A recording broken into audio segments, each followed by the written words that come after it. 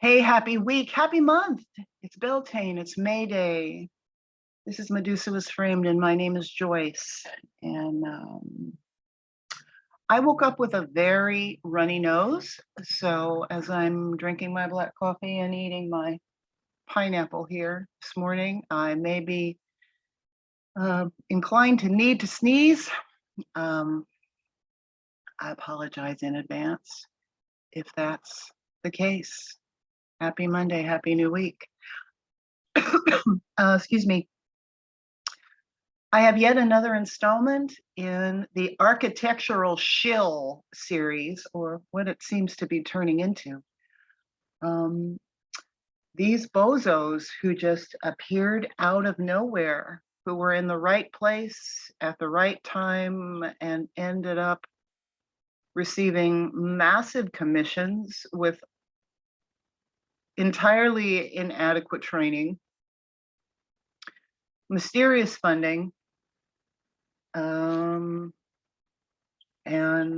you know, if you look at the evidence with a critical eye, you realize it's all nonsensical. So anyway, we're going to talk about the guy who is reported to have designed and constructed this magnificent piece of technology. His name is Richard Upjohn. He was a lifelong Episcopalian, actually considered himself an Anglican, so even more conservative in that.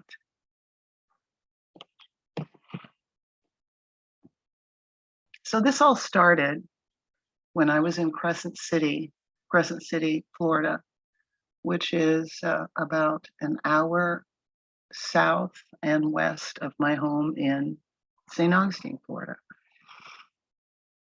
I went there 2 weekends ago now to visit a friend. And you'll remember, if you've already seen them, it was a visit that turned into 3 videos. Kind of cool.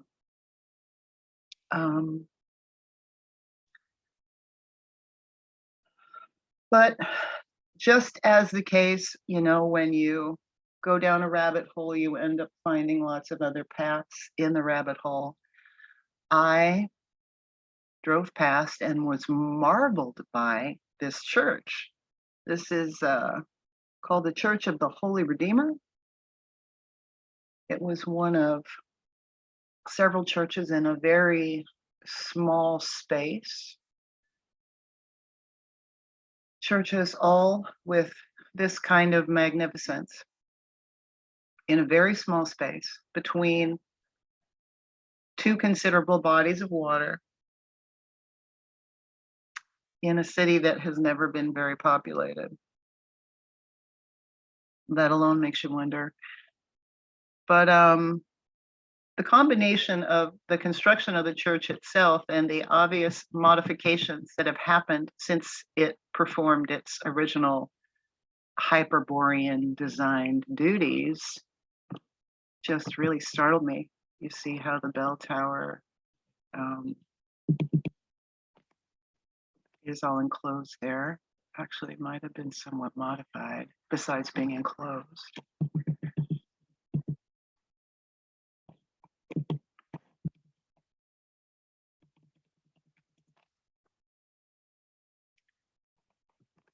This church, along with the other churches in the area, they're all probably within a 5-block square, actually, in a city that currently has less than 1,500 people. And at the time of building was listed as only having about 500 people. So the fact that there are 6 considerable churches in that small of a space is just really silly, but nonetheless. If you were to go to the left of this church, just a few blocks, 3 or 4 blocks, you would be at Lake Crescent, which is 13 miles long, 2 miles wide. And if you were to go 5 or 6, perhaps, blocks to the right of this church, you'd be at Stella Lake, which I don't remember the dimensions of that lake, but it's a considerable natural body of water. We understand plasma collectors, all of that. Anyway, this is where this journey started with this church, the Church of the Holy Redeemer on Summit Road in Crescent City. Summit Road is the main street, the main thoroughfare street. And Summit, it's clearly the high point between the two lakes. Probably built up to being the high point as well, along with the natural buildup of silt over the years before all of that. But anyway, this is where we started, this church. And it's actually the only church amongst the magnificent churches in Crescent City, small but magnificent nonetheless, that attribute to an architect, and it happened to be Richard Upjohn, who I'd never heard of before, but there's the Shill himself. So let me tell you a little bit about this hoo-ha. So first and foremost, he is noted as being the founder and first president of the American Institute of Architecture, organized to elevate the standing of the profession. He's known in the architectural world for bringing elegant church Gothic construction to smaller rural churches, starting a missionary of Gothic revival. Richard Upjohn, who was born January 22nd, 1802 in Sheffield, England. His parents wanted him to pursue a learned, as it's said in Wiki, profession, but his inclination was to woodworking. So he apprenticed with a cabinet maker and learned those skills.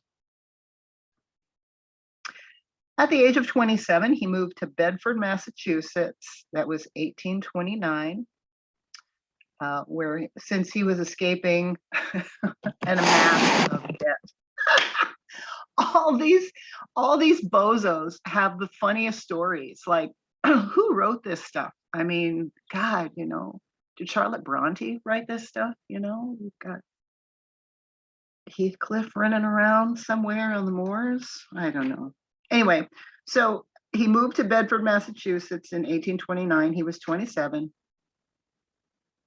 where he studied with a variety of people, learning drafting and becoming, we are told, a master craftsman.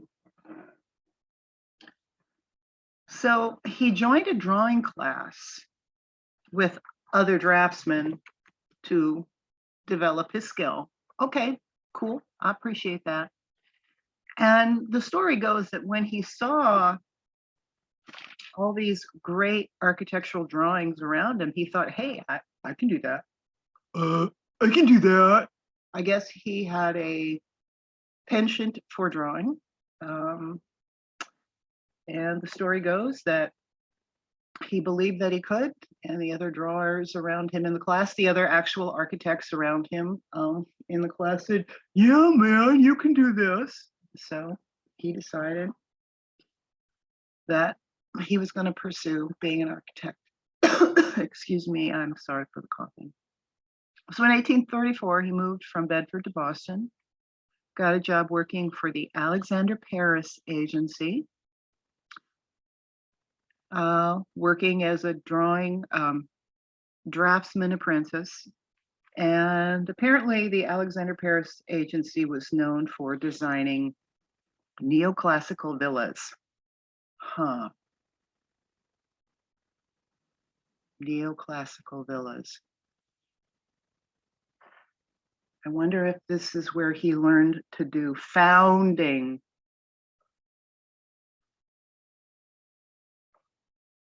I'll let you decide. In 1835, at the age of 32, he started his first church for the Alexander Paris Agency. That's it.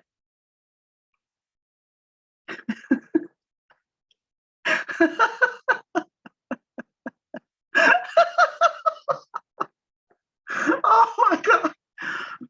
So this is St. John's Church. That was supposed to have been built in 1837 in Bangor, Maine. This was supposed to be the first commission of this punk kid who was 32, who ran away from Britain for too much debt. And between the age of 27 and 30, learned to be an architect. Not a stonemason, mind you, but he was a cabinet maker, noted as a master craftsman in wood, but he's designing masonry churches 3 years after coming to America.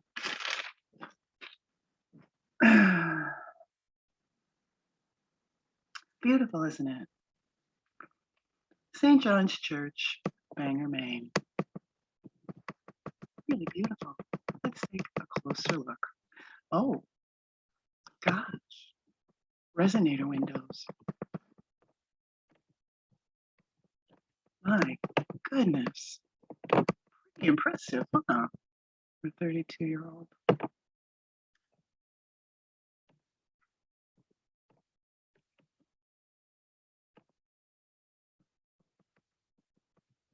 That's as big as it gets. Is that a wreath or an Ouroboros? I think it's a laurel wreath.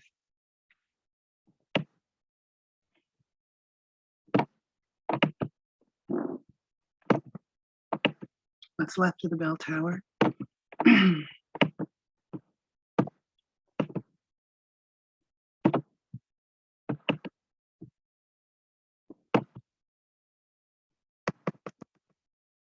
Those resonators. Look at those side windows there. Hyperborean doors. Oh, mud flood?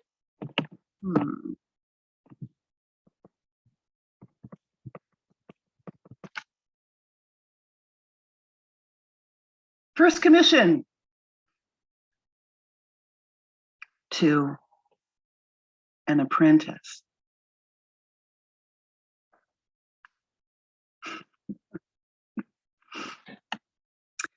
Well, apparently, the work that he did on this church was so impressive and caught the eye of so many people that he was given the rights to lead the drafting of the reconstruction of Trinity Church in Lower Manhattan because of this church that he apparently designed. And in the 1830s and 40s, Lower Manhattan had the richest Episcopalian population in the country. Remember that for later. So he was called in after construction of this church to work on the repairs that were needed to Trinity Episcopal. He did that. And apparently it was, what he did was just so astonishing that they decided to give him the contract to just build a whole new church. Let's see, so how old would he have been? 32, 33, 34. He wasn't yet 40. And he designed that.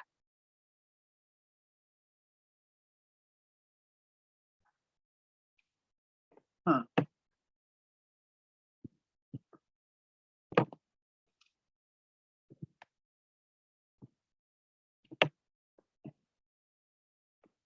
goodness. Again, he was a cabinet maker. There's no record of him apprenticing with any masons.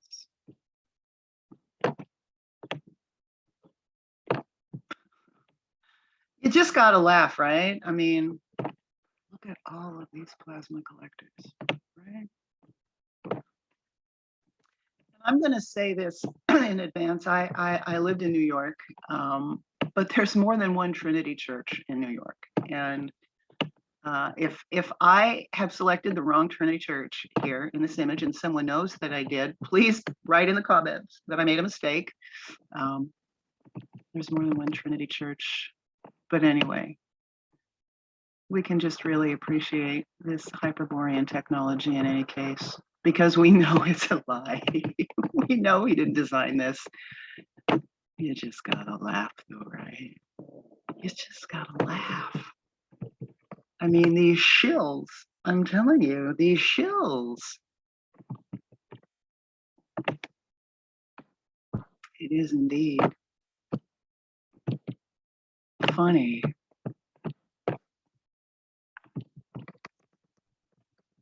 What these people want us to believe.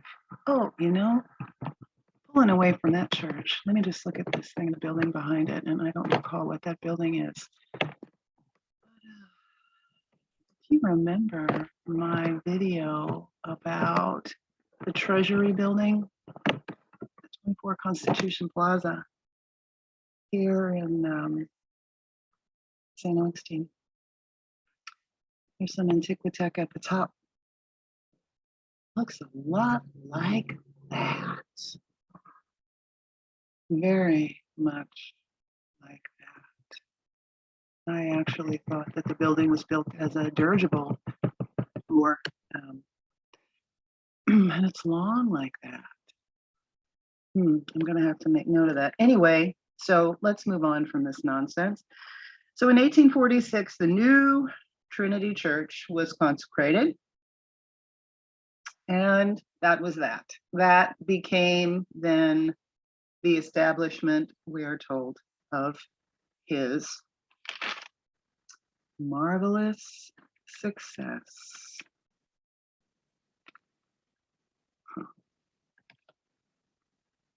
That's inside Trinity Church.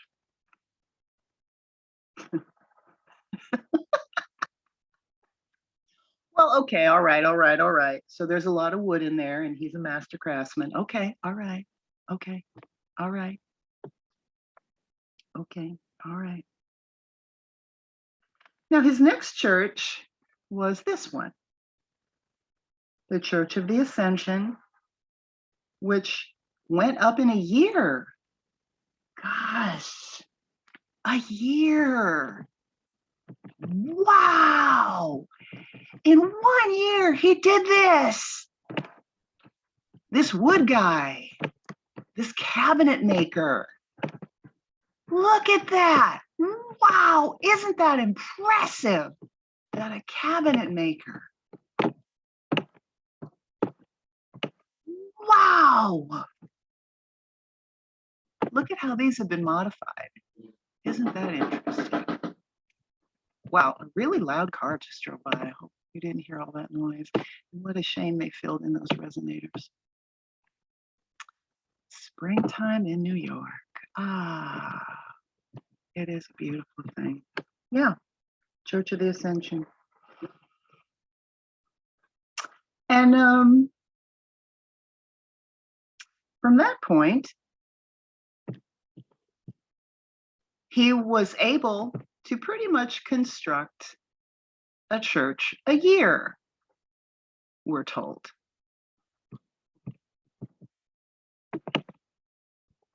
That's supposed to be inside the Church of the Ascension. I guess there's some nice master craftsman-y stuff going on right there. Right?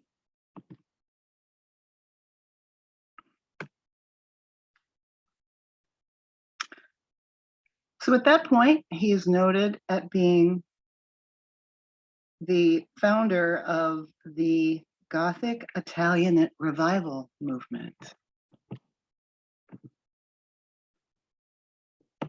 These are some of the churches attributed to him. Examples of some of the styles attributed to him. Isn't this interesting? You know, what was there? What did that look like before they got into that and started messing with it? Or maybe it's just details of that big church. What the heck?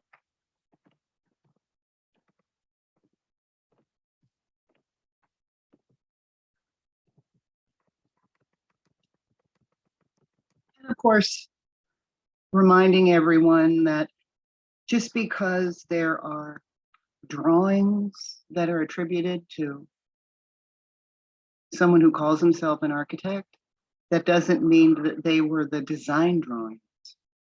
Remember, his path to being an architect, cough, cough, came from going to drawing classes with other architects, going to drafting, open drafting classes with other architects. So just because you did a drawing of a church doesn't mean it was a draft that the church was built on, right? Well, see, this drawing was done in 1839, so he did it. No, it could have been there and he could have drawn it. Like, I can go downtown and sit in a chair and I can draw Flagler College, but that doesn't mean I designed it, right? Yeah. Founders. Founders.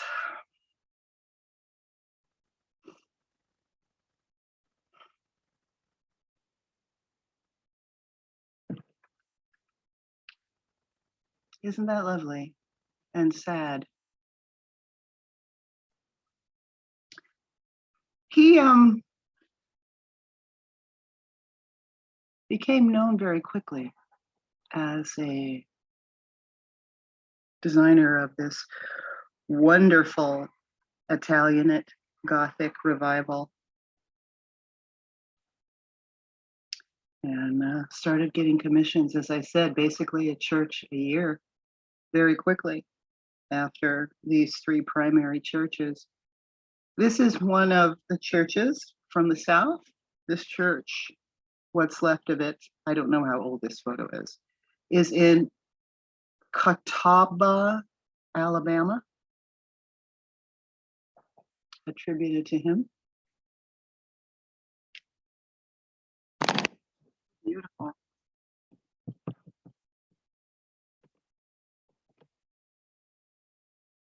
And of course, because it's a Richard Upjohn church, they say, they have managed to preserve it. Isn't this interesting? What all is this? What's all this that happened here? What's all this? What's all this?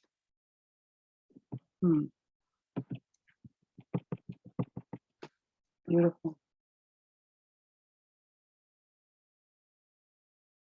It's also supposed to be haunted.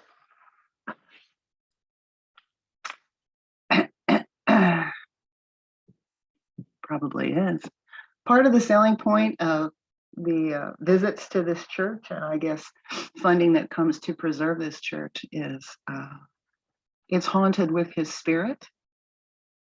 And if you hang out at this church around dusk, you're supposed to hear him or see him or hear him banging hammers. Wow. Cool.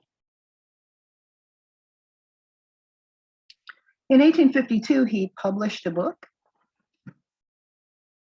of his rural architecture specifications for smaller wooden churches in smaller parishes, which came to be known as Carpenter Gothic. And the first church that I showed you, the church that I saw, the Church of the Holy Redeemer in Crescent City, Florida, is an example of Carpenter Gothic. And I tell you, I now that I'm knowing this, and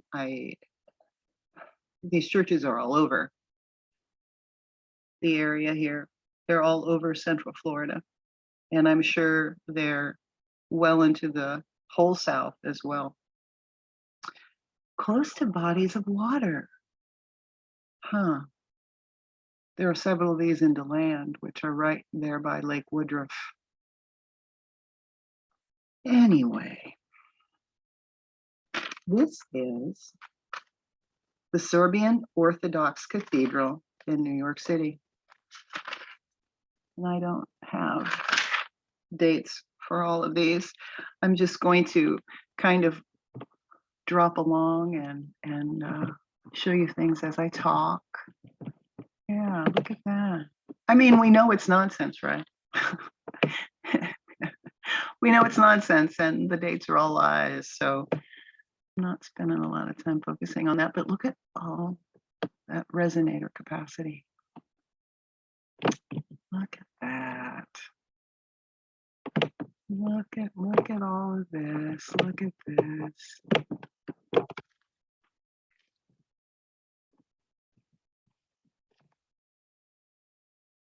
Now, in 1857, we are told that he and 13 other architects gathered and formed the American Institute of Architects. He was the first president and sat as such for 20 years until he stepped down in 1878. So the founders were H.W. Cleveland, Henry Dudley, Leopold Eidlich, Edward Gardner, Richard Morris Hunt, J. Ray Mold, Fred A. Peterson, J. M. Priest, John Welsh, Joseph C. Wells, and Charles Babcock, who is his son-in-law. And it's interesting to note that up until that point, anyone who was working in the trades could call themselves an architect. There was no formal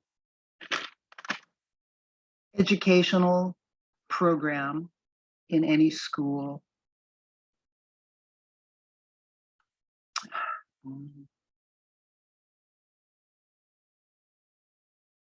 It was just something that you would study and then become via legacy and skill opportunity, I suppose. But isn't that convenient that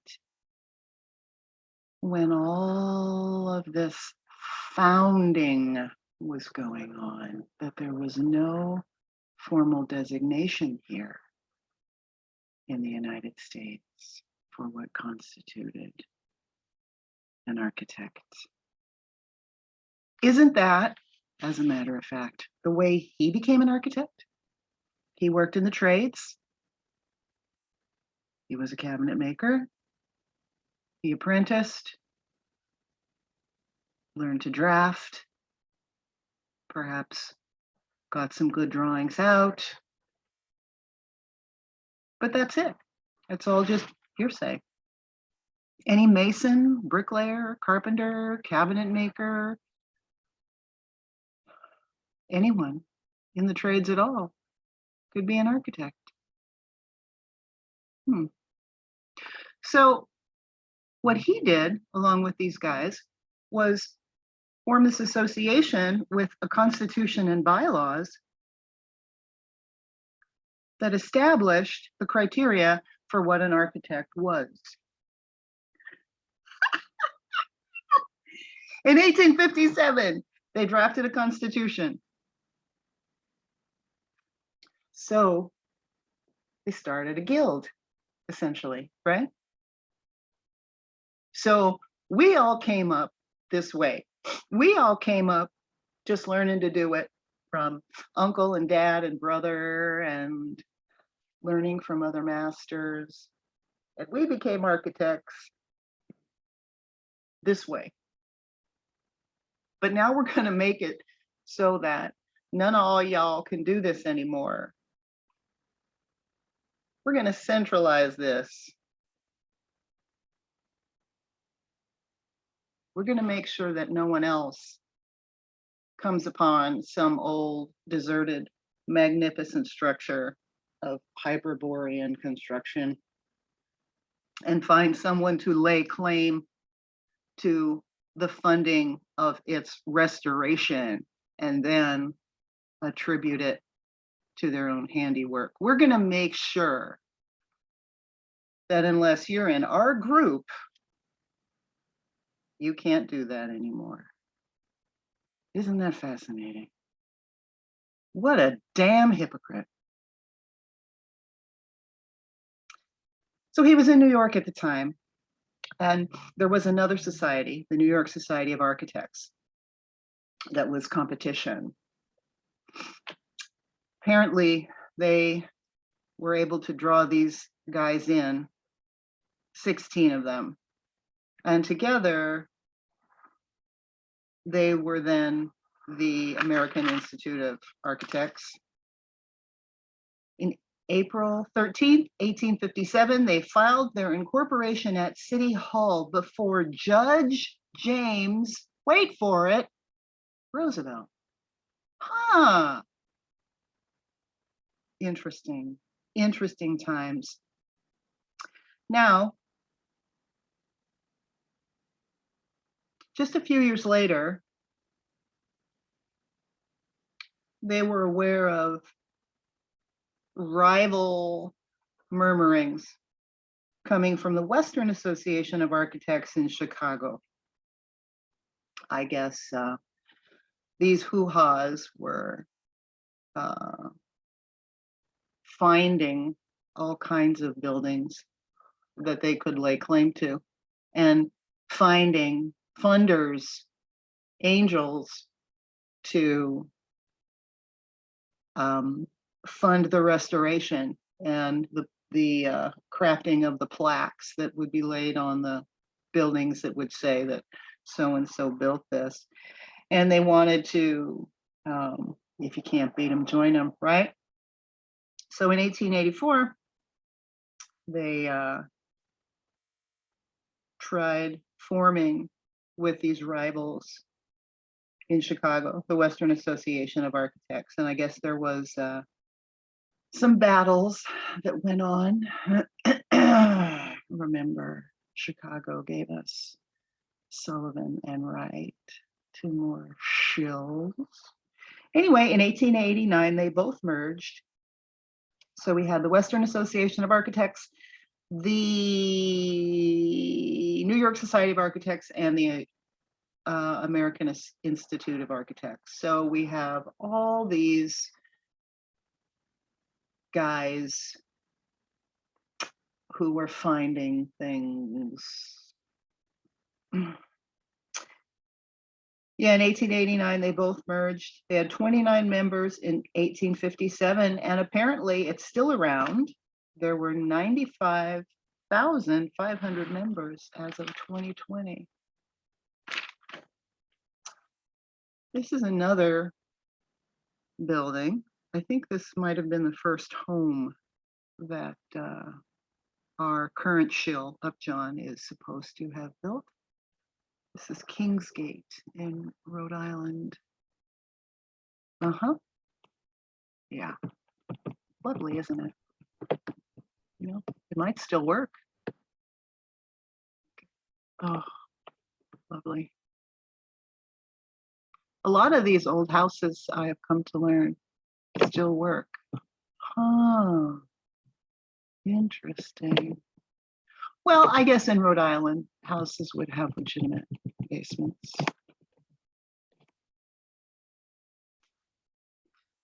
The William Roch home in New Bedford, Massachusetts. Something he is noted for building. Look at those great radiant chimneys.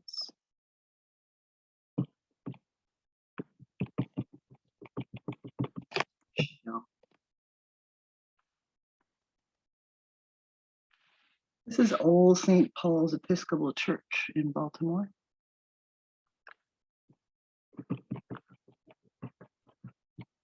Man, look at that.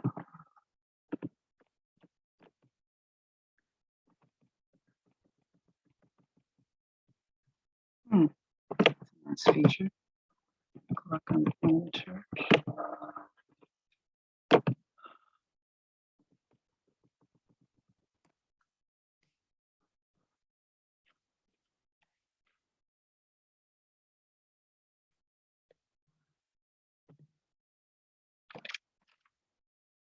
Carpenter Gothic. This is the Church of the Advent in Farmington, Massachusetts. So this is an example of the book he wrote in 1852, where he outlined plans for churches in smaller rural areas, being his Anglican Episcopalian heritage. Was very fond of. That one still has a bell. That Gothic construction and the importance of that use of space, we are told, in the ability to commune with the divine. What do you think of red doors? Mm-hmm.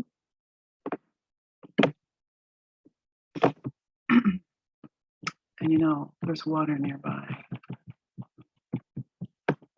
That's part of the deal. Okay, so this is kind of cool. This is Louise Bethune, and she was the first female architect admitted into the association, this American Institute of Architects. Cool. Louise Bethune. Another Shill. Now this is one of the big Shills. This is Thomas Walter. Look at what a lovely man he was. He was a founding member. And this is the Shill that's attributed with building the Capitol Dome and the Senate wing. And second in command to Philadelphia's City Hall. This Shill right here, Thomas Walter. I didn't look up Louise Bethune, but no doubt there's something going on there. So, you know, we can add these hoo-has to the list, to the leading list of architectural Shills, part of the last reset. Add them to the list with H.H. Richardson, Clutho, who I did a video about. Joseph Paxton, the man who supposedly 23-year-old carpenter who built the Crystal Palace. Richard Sonnian, the Bowler brothers, William Strickland, Elmer Fisher, the man who supposedly rebuilt Seattle the way that Clutho rebuilt Jacksonville. Add them to the list. Thomas Walter, the man who designed the Capitol Dome and the Senate office buildings. Fascinating, isn't it? These guys.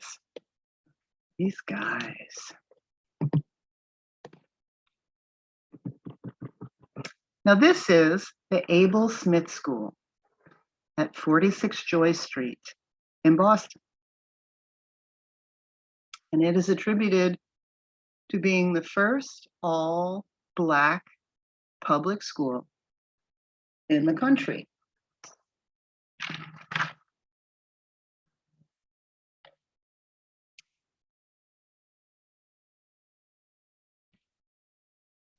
In 1815, a white philanthropist by the name of Abel Smith passed away, and he left $4,000 for the city to build a black school. What they were doing at the time, apparently, was using a basement in this building next door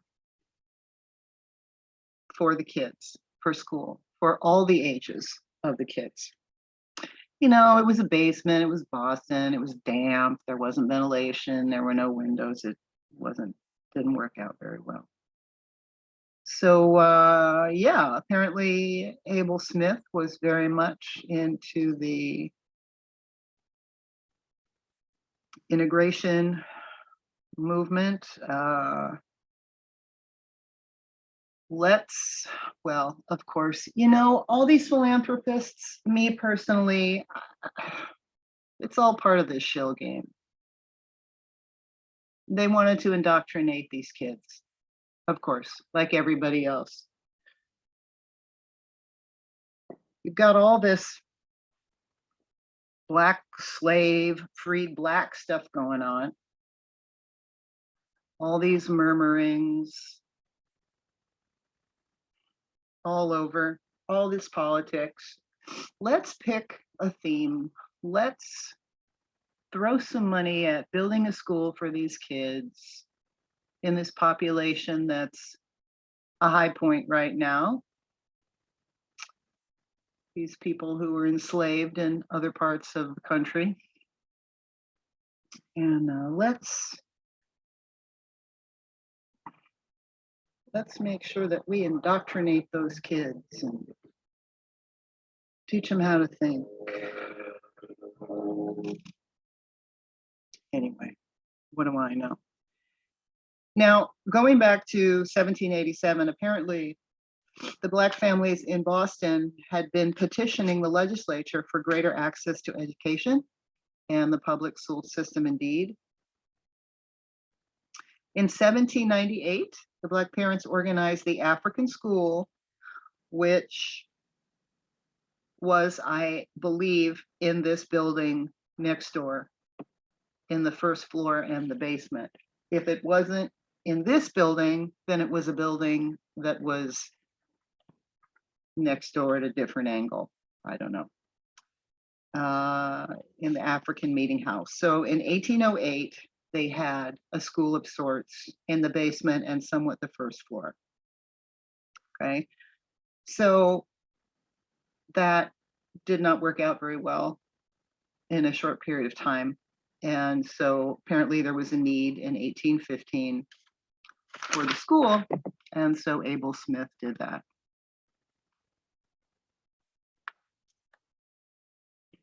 Now, the Boston School Committee recognized, before this was built, when it was the basement in here, the Boston School Committee recognized this school and they started providing the $200 annual funding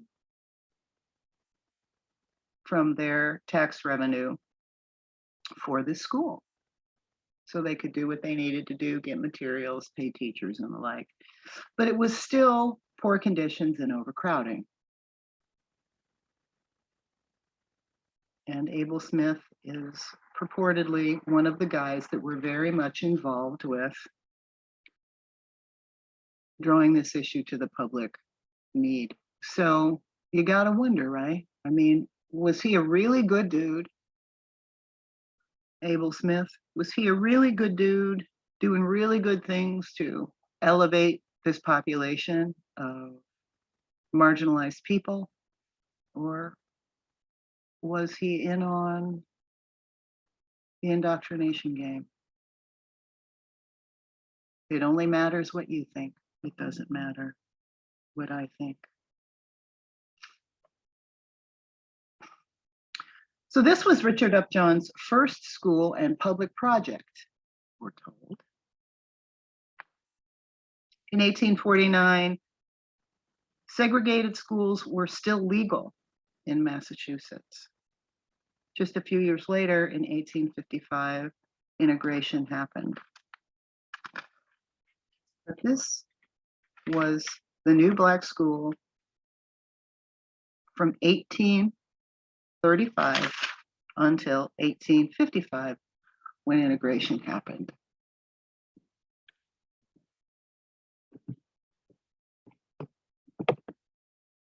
All Black children were required to go. Doesn't that kind of sound like something else we know? They had to go. They had no choice. They had to go. Look at that. Look at that. Look at that uneven. I mean, I know Boston is a strange place, but man, that's suspicious, isn't it? Street goes down back here, comes up. This side is higher than that side. This side is higher than that. Isn't that suspicious?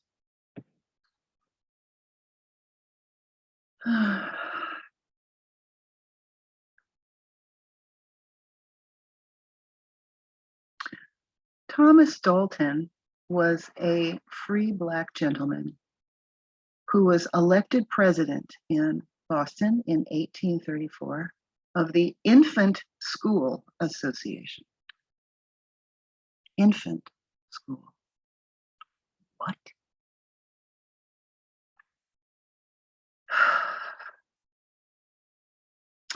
He helped organize colored, as they were referred at the time, to elect supportive school committee members and was a key player in integration. And he was on the board that helped select our Shill of the Hour, Richard Upjohn, to build this school. The school is currently on the Black Heritage Trail. Infant School Association. Something's just really catch my attention.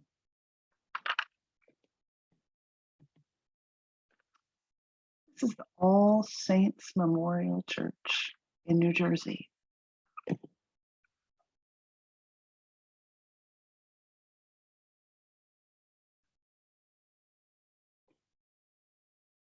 Lovely. Look at those windows.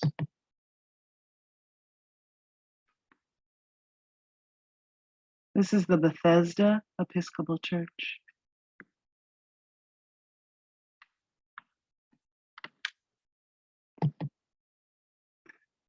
This is Bowdoin Chapel at Bowdoin College.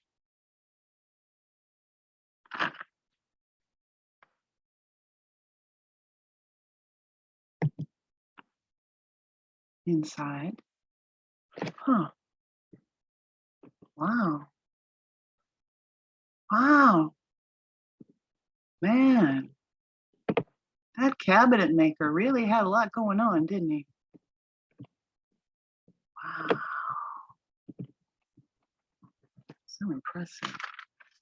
So impressive.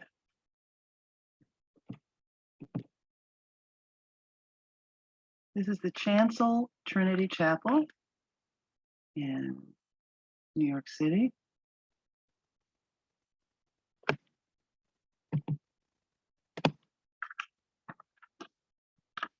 Church of the Pilgrims in Brooklyn.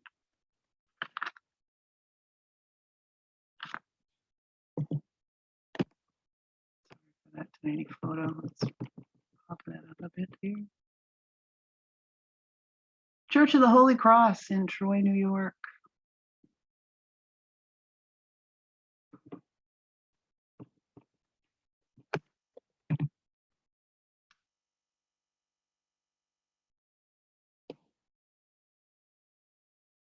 Edward King Home in Newport, Rhode Island.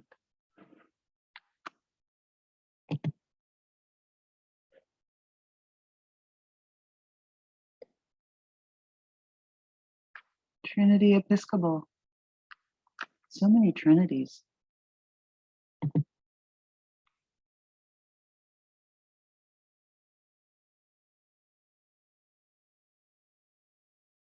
It's another Trinity. Trinity Church. Emmanuel Episcopal in Bellows Falls, Vermont.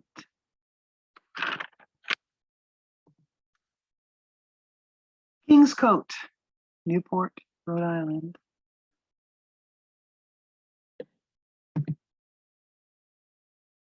This is the Dorchester, Connecticut courthouse. Memorial Church of St. Luke in Park Ridge, Illinois. I'm telling you, right? This cabinet maker had it going on.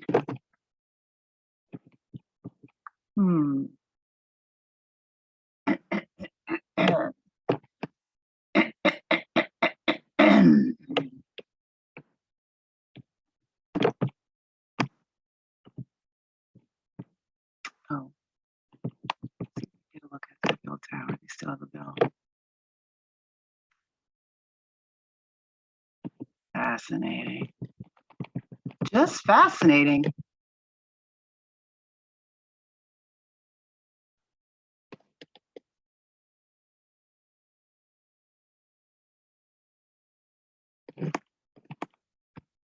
Isn't that interesting? This is supposed to be in Providence, Rhode Island.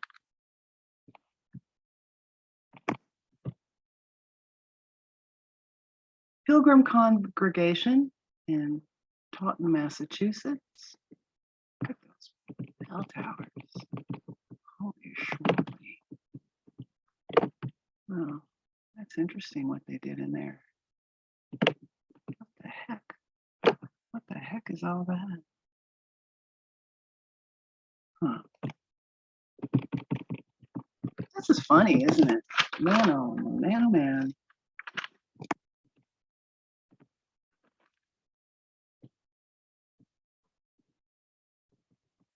St. Mark's in Jimthorpe, Pennsylvania.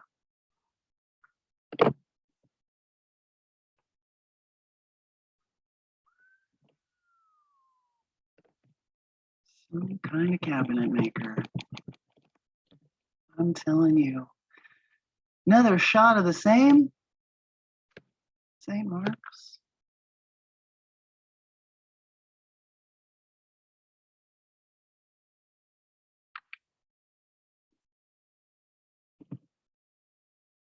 Another shot of St. Mark's. Look how it's built up. Look at that.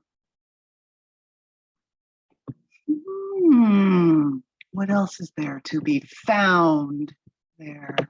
I wonder. Look, there's an old wall. Interesting. So interesting. So the founder Shill, Richard Upjohn, is, for example, noting his Carpenter Gothic, attributed, cough, with building 153 Carpenter Gothic churches in the state of South Dakota alone. 153 in one state. Apparently only one remains. And that's St. John's in Columbia, South Dakota. I don't think I have a photo of that.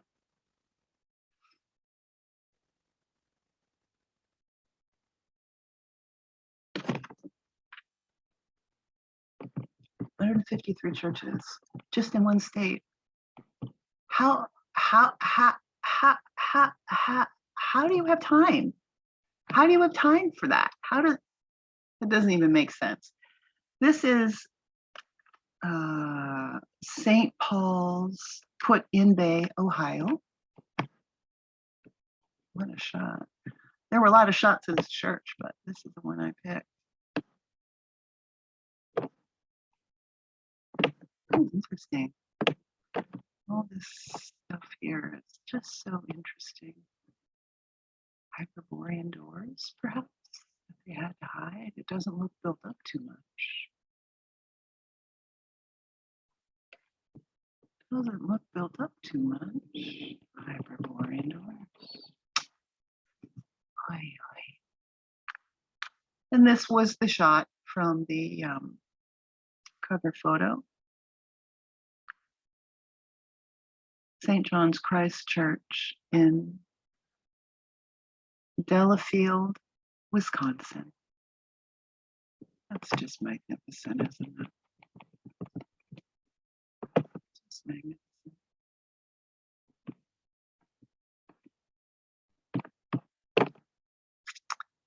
Yeah, you know, this Richard Upjohn guy, he was busy. St. Sava's Serbian Church in New York City.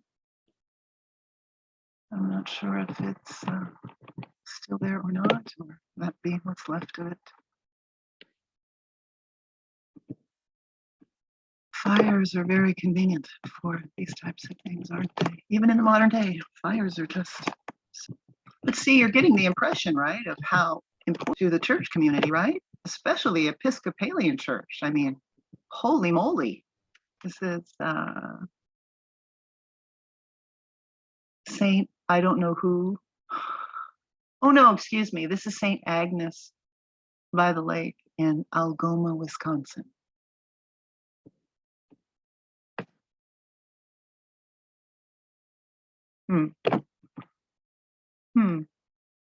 Little interesting build up there.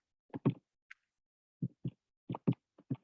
at that spire. Holy cow. Oh, this is the state capital, Hartford, Connecticut. You know, it reminds me of the state capital in, oh gosh. Now my mind has gone a blank. Idaho.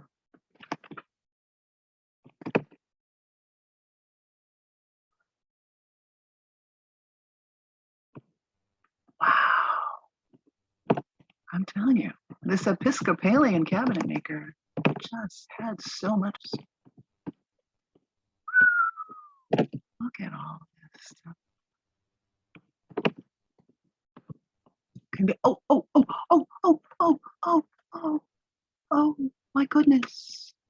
Oh, what a surprise. Another view of the same. I'm dead. This carpenter, you know, this cabinet maker had it going on, right? This is St. Luke's Episcopal in Calhoun County, Alabama. And there, and what's underneath here? High line doors. But so anyway, right? So this guy, I mean, man, you know, I can't even find a single number of how many churches he designed and built. But clearly, his contribution to the spread of Episcopalianism in the United States was remarkable.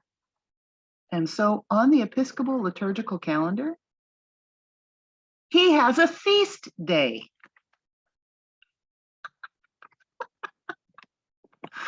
Yes. He has a feast day.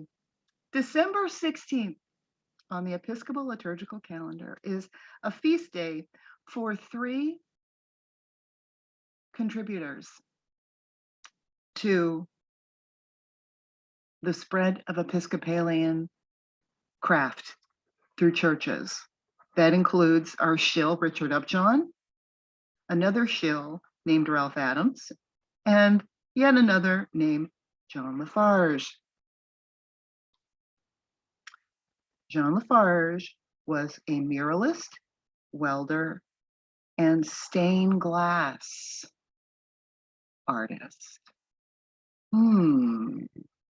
Ralph Adams became known for a style called collegiate Gothic.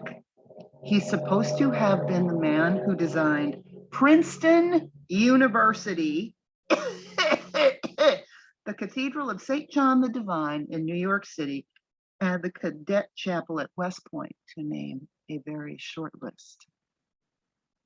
And then, of course, we know about our Shill, Richard Upjohn. So Upjohn is the guy most known single-handed contribution being the Carpenter Gothic, this being an example. Then there was Ralph Adams, who was became known as the guy for the big, ridiculous, ornate Gothic stuff, and the colleges that are noted to be in that style, which of course weren't built as colleges, like insane asylums of the time weren't built as insane asylums. And then John Lafarge, oh my gosh, he's the guy that designed all the wonderful murals and windows when they filled up all those resonator holes. Gosh, look at how they just butchered this.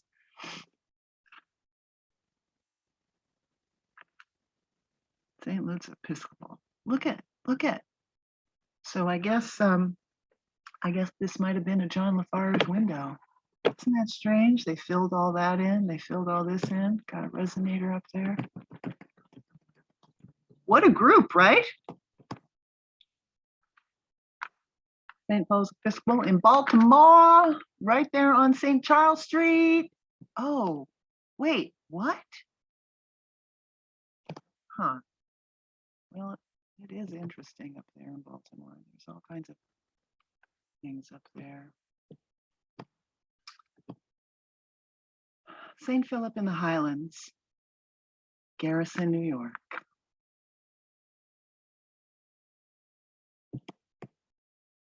Here's the top.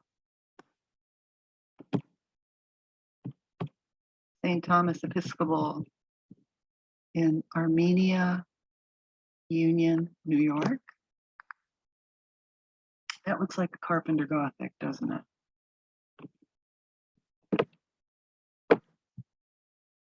I wonder if it still has its bell. Trinity Warsaw in Warsaw, New York. Carpenter Gothic. What? Oh, it's built up. Hyperborean doors.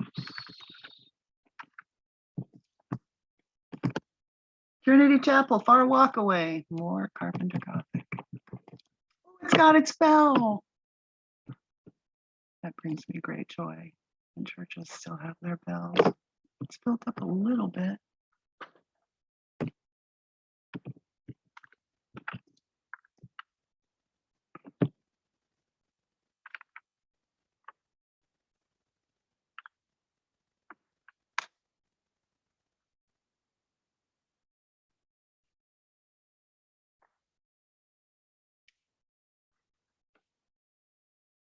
I think this was his home in Maine. I've got that right down. This was his home in Rhode Island. I'm not sure what this one is, but well, look at that. I missed the information of where this one was from.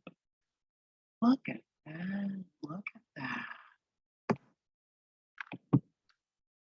There's the Shill. Let's back up to something real pretty to view. Let's look at that for a minute.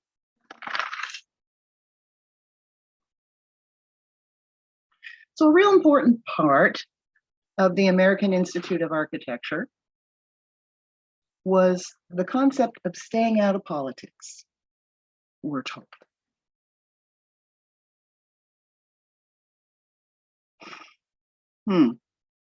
Okay.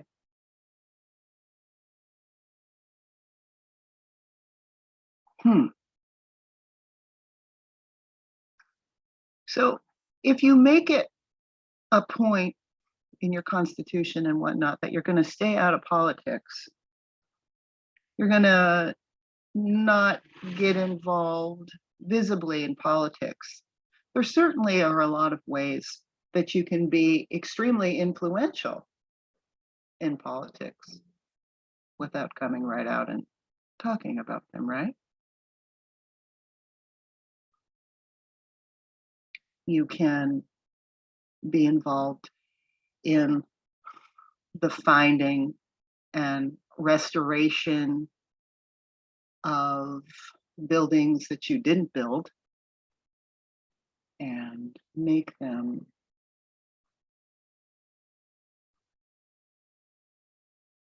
gifts to organizations, like the education of freed Black children, or what we would call a nursing home, right? How political is philanthropy? It's pretty political. But I'll let you think what you want to think about that. Several of the homes that he, cough, cough, designed that were attributed to being private residences at the time of their commission have been handed down to organizations that did philanthropic good. Yet he's standing on his soapbox as the president of the American Institute of Architects and saying, we are not political. What a hypocrite. He was also a staunch defender of the right of the artist to keep their own designs and drawings. Well, that's interesting too. That can be interpreted as, hey, he was really standing up for the little guy. No, not at all. Not at all. They're all just trying to cover their asses because none of these guys designed any of this. They improved upon them. They found them in various states of disarray and they restored them. They altered them, and there would have been drawings of some sort required for that. But we all know they didn't design them. They found them.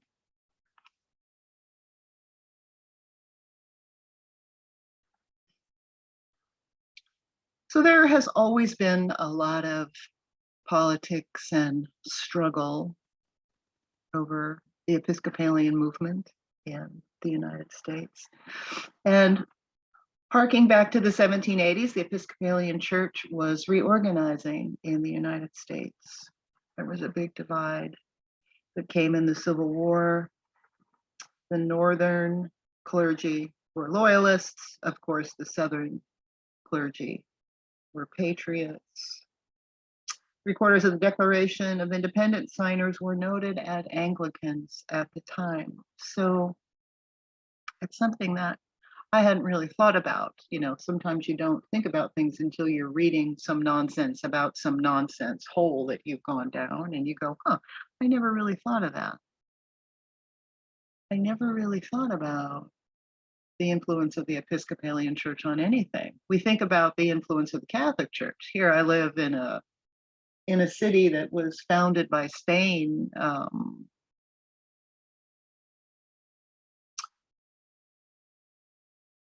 to convert the French that were here, the French Protestants that were here, and the indigenous people, either to Catholicism or to slaughter them. And more were slaughtered than converted.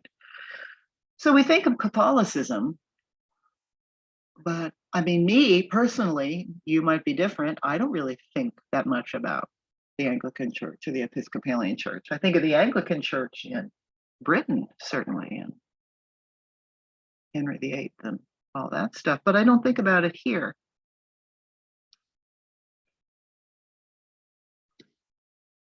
But I think that this is a key or a whole nother rabbit hole study that I'm not going to go down, but it made me aware of a new tunnel And that was how the Shills worked with those of power in that church organization at the time to infiltrate.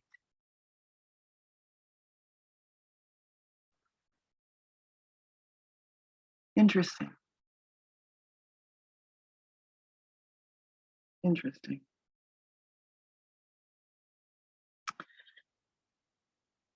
Upjohn's Church of the Pilgrims in 1844 was the first congregational church in Brooklyn and part of the movement in New York to re-establish, and this is how it's listed, re-establish the power of the Episcopalian Church in the New York area. I know I'm being vague here.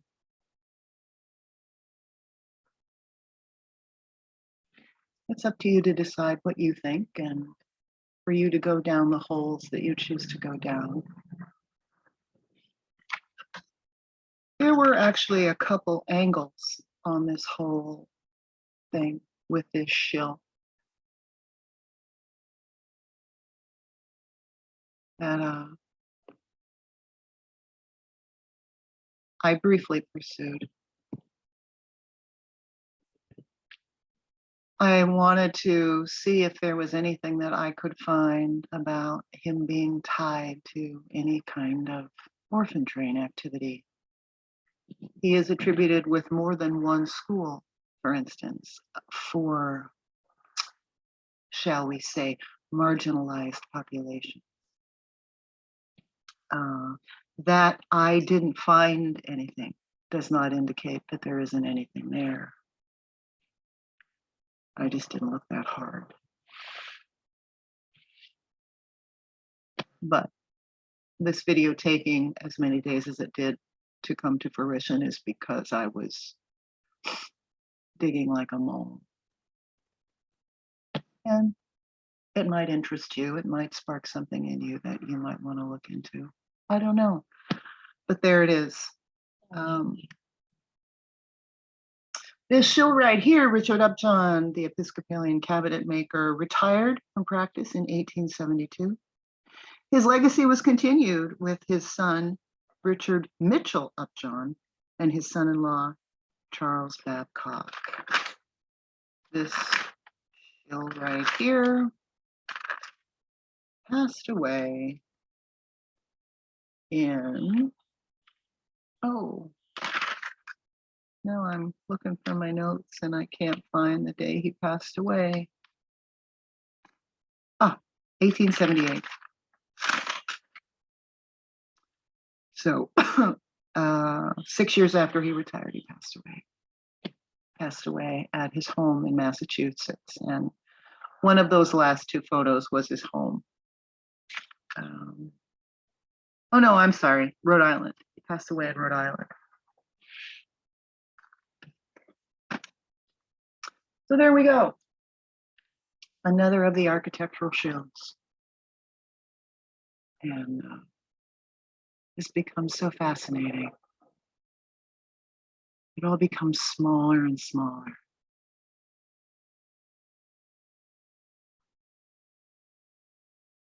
You decide what you decide about these guys.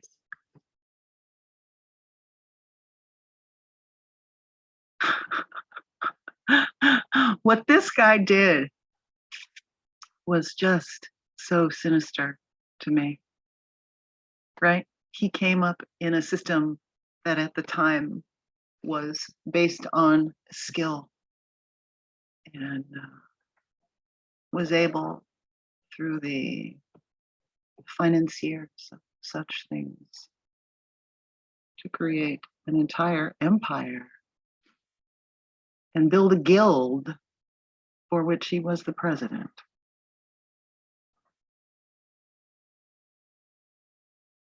In the Episcopalian revival of America. Fascinating. I will leave all that portentousness right there as you stare into his dead and sampakud eyes and come to your own conclusions about what all that means. But remember, the next time you note on your phone or smartwatch that it's December 16th, remember that it's his feast day in the Episcopalian calendar. This is Joyce at Medusa Was Framed saying, thank you so much for hanging out with me on this Monday. Happy Beltane, happy May Day. Have a great week. And I'll see you in a couple days with a new video.